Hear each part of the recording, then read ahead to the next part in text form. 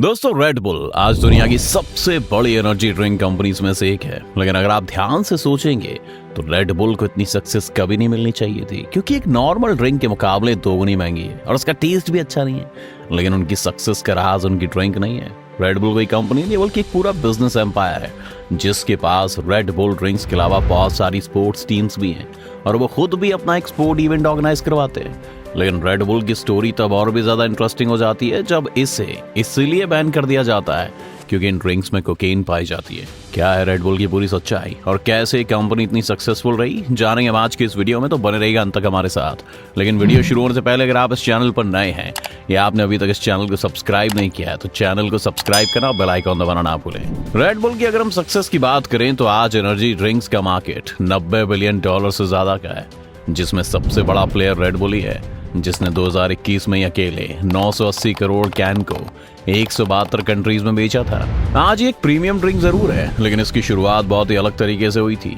चैलेउ योविडिया, जो इसके फाउंडर थे, वो थाईलैंड में पैदा हुए थे, लेकिन उन्होंने बचपन में काफी गरीबी देखी थी। इसके बाद उन्होंने काफी वक्त तक एक फार्म में भी काम किया और वो बैंकॉक चले गए, फिर जहां पर उन्होंने पहले एक फार्मा सेल्समैन के रूप में काम किया और आखिर में टीसी फार्मास्यूटिकल इंडस्ट्रीज के नाम से एक कंपनी खोली जो कि दवाएं इंपोर्ट करके बेचती थी। इसी वक्त उन्हें पता चला कि जापान से आने वाले हर्बल सिरप्स बहुत ही ज्यादा पॉपुलर हो रहे हैं। ये सिरप्स क्लेम करते थे कि इससे एनर्जी आती है। अपनी कंपनी को 10 साल चलाने के बाद चैलेउ ने भी अपना खुद का एक एनर्जी टॉनिक बनाने का सोचा, क्योंकि जापान के हर्बल सिरप्स बहुत ही महंगे थे और एनर्जी की जरूरत तो ज्यादातर वर्किंग क्लास लोगों को होती है जो मजदूरी करते हैं और वो उन्हें अफोर्ड नहीं कर पाते थे। इसके बाद चैलेउ ने कैफीन, बी विटामिन और टॉरिन को मिक्स करके रेड बुल की शुरुआत की, जिसे शुरुआत में क्रेटिंग डियांग कहा जाता था। क्रेटिंग का मतलब होता रेड और डियांग एक ऐसा जानवर था जो व्हाइट बुफेलोस का रिलेटिव माना जाता है। इसके पीछे का कारण था कि चैलेउ अपनी ड्रिंक को स्ट्रेंथ के साथ एसोसिएट करना चाहते थे। इसके बाद उन्होंने बड़े शहरों की जगह थाईलैंड के रूरल एरियाज में अपनी ड्रिंक्स को बेचना शुरू किया। इस वजह से उन्हें अपने टारगेट कस्टमर्स भी मिले और साथ ही यहाँ पर अभी कोई कंपटीशन भी नहीं था, क्योंकि बाकी सब कंपनी शहरों पर फोकस कर रही थी।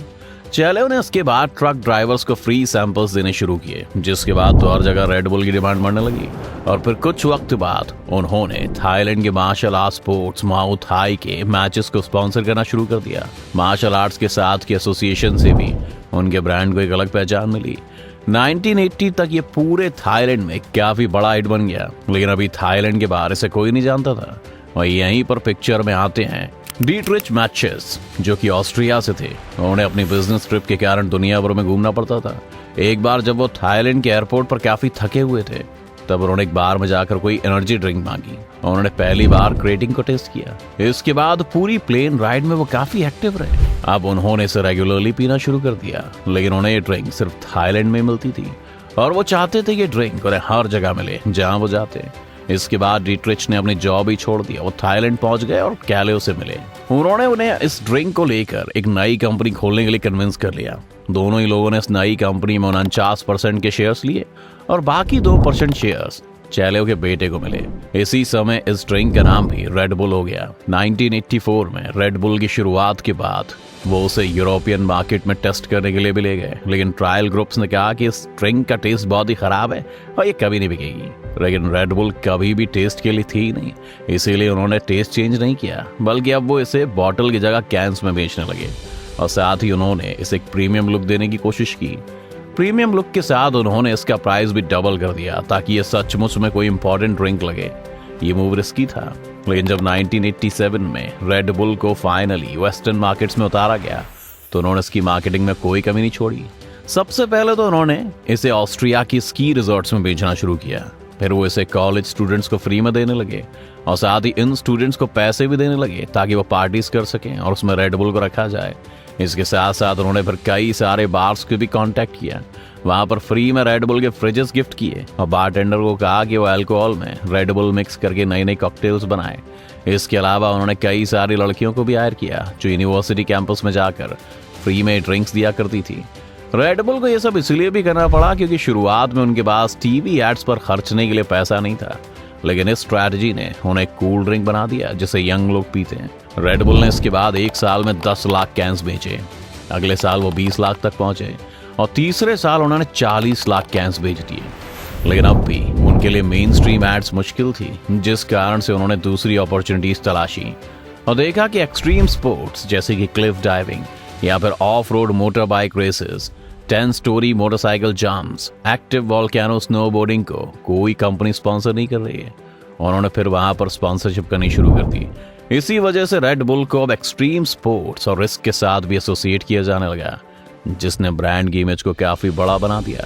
1997 में जब रेड बुल अमेरिका में आई, तब तक वो ऑलरेडी $1.7 बिलियन का बिजनेस कर चुके थे और उनके एक्सट्रीम और रिस्की स्पोर्ट्स के साथ के एसोसिएशन ने उन्हें काफी मदद की। रेड बुल की मार्केटिंग के बारे में सबसे अच्छी बात यह थी कि वो आपको अपनी ड्रिंक्स नहीं बेचते थे, बल्कि एक्सपीरियंस बेचते थे। 2012 में फेलिक्स बॉमगार्टनर ने स्पेस में जाकर धरती की तरफ छलांग लगाई और उन्होंने साउंड बैरियर को भी तोड़ दिया। इस इवेंट को रेड बुल ने स्पॉन्सर किया था और ये इंटरनेट पर सबसे पॉपुलर वीडियोस में से एक है। लेकिन इस वीडियो में कहीं भी आपको ये कोई कहता हुआ नहीं दिखेगा कि रेड बुल खरीद लो। ऐसा ही उन्होंने बाकी स्पोर्ट्स के साथ किया, फिर चाहे वो फुटबॉल हो या F1 रेसिंग। आज रेड बुल ने कई सारी स्पोर्ट्स टीम को खरीदा हुआ है, जिससे ना सिर्फ वो अपना ब्रांड प्रमोट कर पाते हैं, लेकिन साथ ही साथ इन टीम्स को जो बाकी स्पॉन्सर्स मिलते हैं उनसे रेड बुल पैसा भी कमाता है और फिर इस पैसे को भी अपनी मार्केटिंग में इन्वेस्ट कर देता है। आज रेड बुल इसी तरह से 500 से भी ज्यादा एथलीट, स्टंटमैन और डेयर डेविल्स को स्पॉन्सर करता है। सन 2000 में उन्होंने फ्लग टैग नाम से अपना एक इवेंट भी शुरू किया, जिसमें लोग घर पर पड़ी चीजों से बड़ी बड़ी फ्लाइंग प्लेन्स बनाते थे और ये कंपटीशन होता था कि किसका प्लेन ज्यादा दूर तक जा सकता है। लेकिन रेड बुल को कई बार बैन्स भी झेलने पड़े। फ्रांस में उन्हें एक बार इसलिए बैन कर दिया गया था क्योंकि बहुत ज्यादा रेड बुल की कैन पीने से एक टीनेजर को अपनी जान गंवानी पड़ी थी। इसके लिए 2009 में जर्मनी में उन्हें इसलिए बैन कर दिया गया क्योंकि उनकी कोला ड्रिंक्स में कोकेन की मात्रा पाई गई थी। रेड बुल ने कभी इनकार नहीं किया कि उन्होंने इसका यूज किया था, लेकिन उनका कहना था कि उसकी मात्रा इतनी कम है कि इसका असर नहीं होता है। एक आदमी को सैकड़ों रेड बुल पीने पड़ेंगे तब जाकर उसे कोई फर्क, उसका असर महसूस हो, इसलिए वो सेफ है। 2013 में रेड बुल पर एक केस भी कर दिया गया था क्योंकि उसका स्लोगन था इट गिव्स यू विंग्स। सभी को पता है कि सचमुच के रेड बुल पीने से किसी को पंख नहीं मिलने वाले, लेकिन फिर भी इस केस में ये आर्ग्यू लिया गया कि रेड बुल ने फॉल्स एडवर्टीजमेंट की है, जिस वजह से रेड बुल को ये केस 104 करोड़ रुपए देकर सेटल करना पड़ा।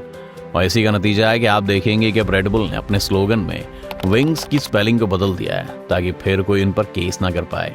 रेड बुल के फाउंडर के पोते के साथ भी एक कंट्रोवर्सी जुड़ी हुई है क्योंकि उन्होंने अपनी फरारी से एक पुलिस वाले को कुचल दिया था और इसके बाद वो थाईलैंड छोड़कर देश के बाहर चले गए थे, जिस वजह से रेड बुल के खिलाफ काफी प्रोटेस्ट भी देखे गए और इसे बॉयकॉट करने की भी कोशिश की गई थी।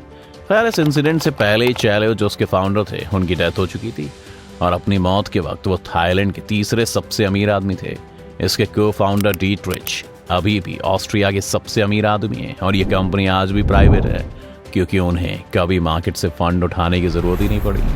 तो ये है रेड बुल की कहानी, जो काउंटर पर ही नहीं बल्कि बिजनेस की दुनिया में भी एक यूनिक कंपनी है और जिसने अपनी सक्सेस से सभी को हैरान कर दिया है। क्या आप जानना चाहते हैं कि किस तरह भारत में अब स्पेसएक्स जैसे कई स्टार्टअप शुरू हो रहे हैं? हमें कमेंट सेक्शन में जरूर लिखिएगा। उम्मीद है आपको आज की इस वीडियो से काफी कुछ नया सीखने को मिला होगा। अगर आपको ये वीडियो पसंद आए तो वीडियो को लाइक करें और अगर आप इस चैनल पर नए हैं तो जाने से पहले चैनल को सब्सक्राइब करना भी ना भूलें।